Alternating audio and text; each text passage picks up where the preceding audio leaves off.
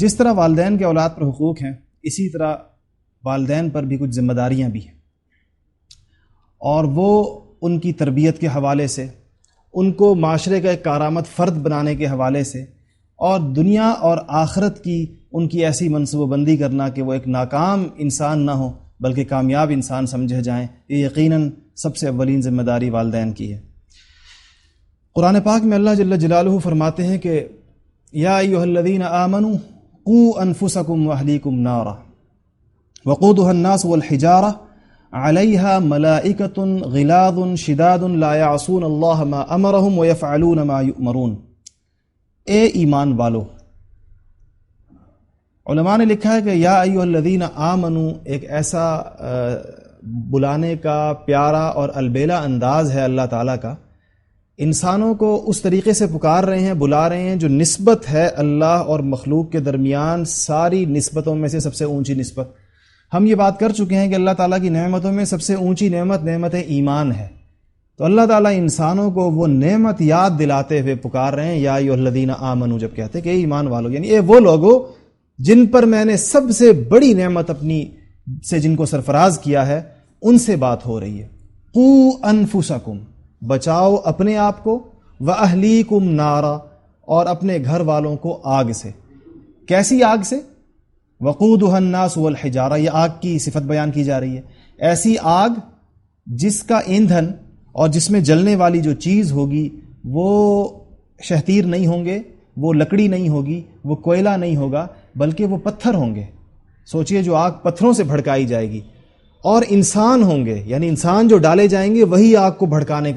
کی وجہ ہوں گے، انہی کے ذریعے سے آگ لگائی جائے گی۔ وقودها الناس والحجارہ علیہا ملائکۃ غلاظ شداد، اور پھر اس پر جو داروغے ہوں گے، جو اس کی نگرانی کر رہے ہوں گے، وہ ایسے فرشتے ہوں گے جو بڑے تندخو اور بہت بدمزاج ہوں گے، جن میں رحم دور دور تک نہیں ہوگا۔ وہ کسی کی آہ و فغاں سے، کسی کی چیخ و پکار سے، کسی کی فریاد سے، کسی کے واویلے سے متاثر نہیں ہوں گے، بلکہ وہ اپنی ڈیوٹی پوری کریں گے۔ ان کے ذمہ یہ ہوگا کہ ان لوگوں کو اور ان کو اس میں وہ آگ بھڑکاتے رہیں گے۔ لا یعصون اللہ ما امرہم، جو اللہ نے ان کو کہا ہے اس کی وہ مخالفت نہیں کرتے، اور جس طرح ان کو کہا گیا اس طرح کرتے ہیں۔ اس آگ سے بچاؤ اپنے آپ کو بھی، اپنے بچوں کو بھی، اپنے گھر والوں کو بھی۔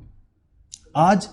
تربیت اولاد کے حوالے سے اگر آپ کسی انسان کو متوجہ کریں، کسی آدمی کو، کہ بچوں کی اچھی تربیت کرنی چاہیے، تو ایک جواب عام طور پر سننے میں آتا ہے کہ مانتے نہیں ہیں۔ میں تو چاہتا ہوں، کیونکہ آپ نے یہ مشاہدہ کیا ہوگا کہ ایک اچھے خاصے نیک لوگ جو سمجھے جاتے ہیں معاشرے میں، وہ اپنے گھروں سے بے پرواہ ہیں۔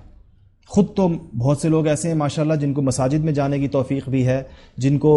کسی نہ کسی درجے میں مزید نیکیوں کی توفیق بھی ہے، مگر یہ اپنی ذمہ داری نہیں سمجھتے کہ اپنے گھر کے ماحول کو، اپنی آنے والی نسلوں کو، اپنے بچوں کو، ان کو درست ٹریک پر رکھنا یہ بھی میری ذمہ داری ہے، اس سے مجھ سے اس کے بارے میں پوچھ ہوگی۔ تو اگر پوچھا جائے تو جو یہ کہنا ہے کہ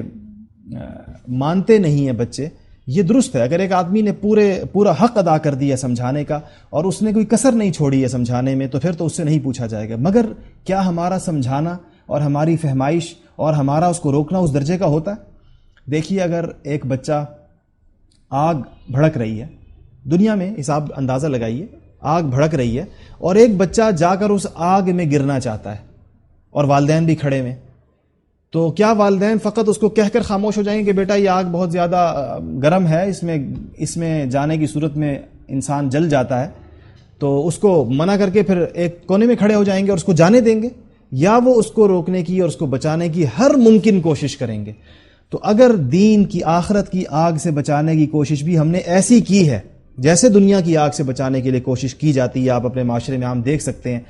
تو اگر تو کوشش ایسی کی ہے تب تو شاید ہم بری ذمہ ہو جائیں گے، اور اگر ایسی نہیں ہے بلکہ بڑی سہولت سے ہم یہ کہہ کر الگ ہو گئے ہیں کہ بس بھائی ایک دو دفعہ ہم نے سمجھایا، نہیں سمجھتا، تو یہ ہماری ذمہ داری اس سے پوری نہیں ہوگی۔ بچوں کی تربیت کے حوالے سے ایک اہم ترین بات یہ ہے کہ انبیاء علیہم الصلاۃ والسلام کے جو واقعات یا جو ان کے حوالے سے آیات قرآن میں آئی ہیں، تو ان کا تذکرہ خاص طور پر اس حوالے سے کیا گیا ہے کہ وہ اپنے گھر والوں کی تربیت اور اپنے گھر میں اور اپنے بچوں کو نیکیوں کی تلقین کرنے میں بہت آگے ہوتے ہیں۔ انبیاء کے قصے میں ذکر کیا گیا وَكَانَ يَأْمُرُ أَهْلَهُ بِالصَّلَاةِ، کہ وہ اپنے گھر والوں کو نماز کی طرف بلایا کرتے تھے، نماز کا کہا کرتے تھے۔ اسی طرح ایک بہت مشہور پیغمبر ہیں حضرت یعقوب علیہ السلام، آپ لوگوں نے ان کا نام سنا ہوگا، یہ گھرانہ پیغمبروں کا گھرانہ ہے۔ یعقوب علیہ السلام بیٹے ہیں اسحاق علیہ السلام کے، اسحاق علیہ السلام بیٹے ہیں ابراہیم علیہ السلام کے، اور یعقوب کے بیٹے ہیں یوسف علیہ السلام، یعنی یہ نسل در نسل 4 پشتوں میں پیغمبر چلے ہیں۔ قرآن پاک نے یعقوب علیہ السلام کی موت کا، ان کے جو نزع کا عالم ہے، آخری وقت ہے جس وقت انسان پر جان کنی کا عالم ہوتا ہے، اس کا منظر کھینچا ہے۔ وَإِذْ حَضَرَ يَعْقُوبَ الْمَوْتِ، کہ جب یعقوب علیہ السلام پر موت آئی، نزع کا عالم طاری ہوا، قَالَ لِبَنِيهِ مَا تَعْبُدُونَ مِن بَعْدِي، تو بچوں کو جمع کیا، اپنی اولاد کو جمع کیا۔ آپ کے ذہن میں رہنا چاہیے کہ اولاد میں یوسف علیہ السلام جیسے پیغمبر بھی ہیں، اور خود ان کے والد بھی پیغمبر ہیں، ان کے دادا بھی پیغمبر ہیں، یہ خود بھی پیغمبر ہیں۔ تو انہوں نے اپنے بچوں کو جمع کیا اور ان سے پوچھا کہ ما تعبدون من بعدی، کہ بچوں میرے بعد تم کس کی عبادت کرو گے؟ آپ سوچئے، نزع کے عالم میں ایک آدمی جب اپنی اولاد کو بلاتا ہے تو ہمارے ہاں کہنے کے لیے اور بہت ساری باتیں ہوتی ہیں، جائیداد کی وصیت ہوتی ہے، اس کو مختلف اور نصیحتیں کی جاتی ہیں، اتحاد و اتفاق کی نصیحت کی جاتی ہے، یہ ساری اچھی چیزیں سمجھی جاتی ہیں، مگر کیا آخری وقت میں یہ فکر ہم میں سے کسی کو بھی ہو سکتی ہے کہ ہمارے بعد ہماری اولاد کا دینی مستقبل کیا ہوگا؟ تو یعقوب علیہ السلام نے باقاعدہ یہ پوچھا میرے بعد کس کی عبادت کرو گے؟ تو بچے بیک زبان بولے نعبد الہک و الہ آبائک ابراہیم و اسماعیل و اسحاق، کہ ابا ہم اسی کی عبادت کریں گے جس کی عبادت اس گھر میں چلتی چلی آ رہی ہے کئی نسلوں سے۔ آپ کا جو الہ ہے اور جو آپ کے آباء و اجداد کا الہ ہے جس کی عبادت ہمارے گھروں میں چل رہی ہے، اسی کی ہم عبادت کریں گے۔ یہ سن کر یعقوب علیہ السلام پر اللہ تعالیٰ نے، اس کے بعد ان کا انتقال ہوا اور یہ اطمینان ان کو ہوا کہ انشاءاللہ میرے بعد بھی میرے گھر میں ایمان اور اسلام اور اللہ تعالیٰ کا دین رہے گا۔ تو اگر انبیاء علیہ الصلوۃ والسلام وہ مستغنی نہیں ہے اس بات سے، وہ بے پرواہ نہیں ہے اپنی آنے والی نسلوں سے، تو ہمیں کتنا زیادہ اس کے بارے میں فکر مند ہونا چاہیے۔ اس کے لیے ایک اور چیز ہے کہ انسان کو سب سے پہلے خود نمونہ بننا ہوگا، یہ تربیت کی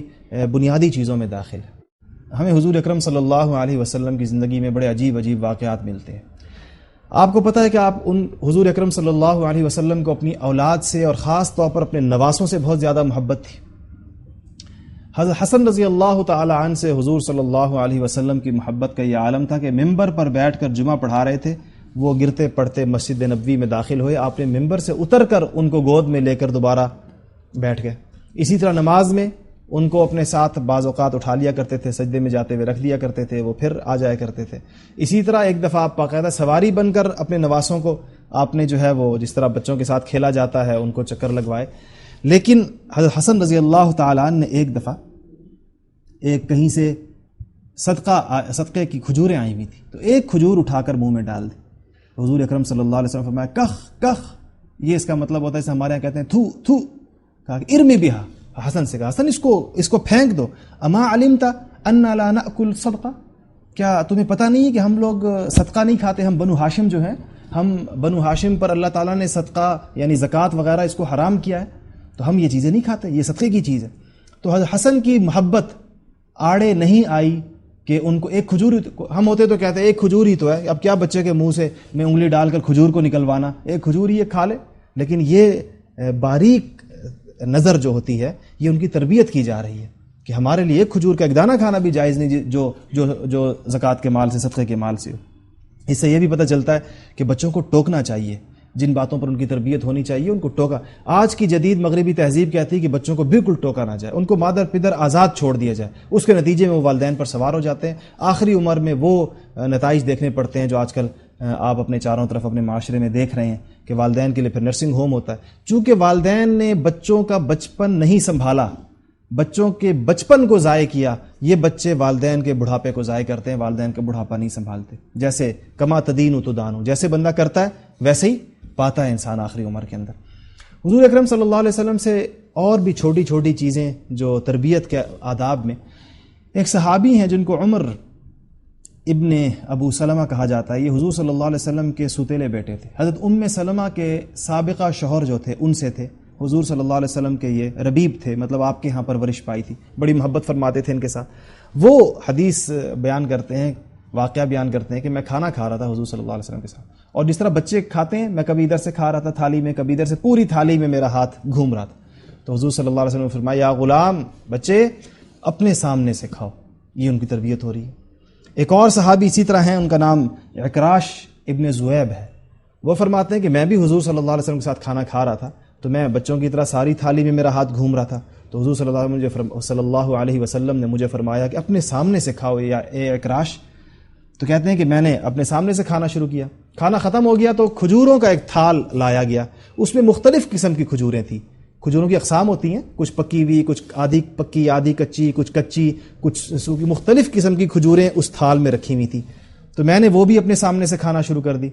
میرا خیال تھا اس کو بھی صرف اپنے سامنے سے کھائے، حالانکہ وہاں اقسام بہت ساری تھی۔ تو حضور صلی اللہ علیہ وسلم نے مجھے دیکھا تو کہا کہ عکراش، اب تم اگر چاہو تو اگر تمہیں کوئی دوسری قسم کی کھجور کھانے کا دل چاہ رہا ہے تو اپنا ہاتھ بڑھا کر کہیں اور سے بھی لے سکتے ہو، ضروری نہیں کہ ایک ہی قسم کی کھجور چونکہ تمہارے سامنے آ گئی ہے تو تم صرف یہی کھاؤ گے۔ تو اس سے پتہ چلا کہ اگر کھانا جو ہے وہ روٹی سالن ہو یا کوئی ایسی چیز ہو تب تو اپنے سامنے سے کھائے گا، اور اگر وہ مختلف قسم کی چیزیں رکھی ہوئی ہیں تو اس میں ہاتھ بڑھا کر تھالی میں کہیں سے بھی کھایا جا سکتا ہے۔ اسی طرح حضور صلی اللہ علیہ وسلم نے ایک اور حدیث میں فرمایا، مروا اولادکم بالصلاۃ، اپنے بچوں کو نماز کا حکم دو، وہم 7 سنین، کتنے؟ جب ان کی عمر کتنی ہو؟ 7 سال، اور جب وہ 10 سال کے ہو جائیں تو نماز نہ پڑھنے پر ان کو مارو یا ان کو سزا دو، ان کو تنبیہ کرو۔ اس میں مارنے سے مراد یہ نہیں کہ ان کو ایسا زد و کوب کیا جائے، کوئی بہت اذیت پہنچانی مقصود ہے، بلکہ فقط تنبیہ جس سے ہو جائے، اور اتنا اس کا یہ کہا گیا ہے کہ یہ ان کی تربیت میں یہ چیز داخل ہے۔ آج کل ہمیں اپنے بچوں کو اچھی تربیت کے لیے سب سے جو آسان چیز ہے وہ اچھی صحبت ہے۔ اچھی صحبت کا بندوبست کرنا چاہیے اور دینی تعلیم کا بندوبست کرنا چاہیے۔ علماء کی صحبت میں بچوں کو لے کے جانا چاہیے، اور کسی مسجد یا مدرسے میں آس پاس کے علاقے میں کسی نہ کسی درجے میں قرآن پاک کی ناظرہ تعلیم، مسائل کی تعلیم، کچھ صورتوں کا حفظ، یہ مسلمان بچے کا وہ لازمی نصاب ہے جس کو پڑھے بغیر وہ ایک اچھا مسلمان نہیں بن سکتا۔ یہ ہمارے والدین کی ذمہ داری ہے، اور ہمیں اس ذمہ داری کو پورے طریقے سے پورا کرنا چاہیے۔ آنے والے وقتوں میں اگر ہم نے اس سے کوتاہی کی تو یہ ہماری نسلوں کی بقا کا سوال ہے۔ یہ آگے اس خطے کی پوری یہ رویہ جو ہے جو اپنے بچوں کی تربیت کا، یہ اس پورے خطے کی دینداری کا سوال ہے۔ تو اللہ تعالی ہمیں اس کی اہمیت سمجھنے کی توفیق نصیب فرمائے، اپنے بچوں کو بہترین انسان، ایک پکا مسلمان اور ایک کارآمد معاشرے کا فرد بنانے کی توفیق نصیب فرمائے۔ وآخر دعوانا ان الحمد للہ رب العالمین۔